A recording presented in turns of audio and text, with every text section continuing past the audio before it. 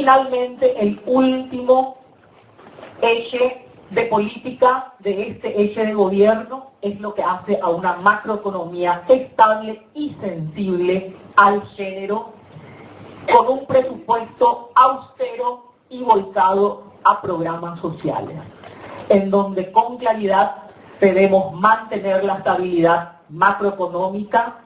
revisar la emisión de los bonos soberanos que hoy un gobierno cuyo se encuentra negociando con serias dudas con respecto a la transparencia de la negociación de esos bonos y su aplicación. Cuando estamos hablando de endeudamientos de estas características,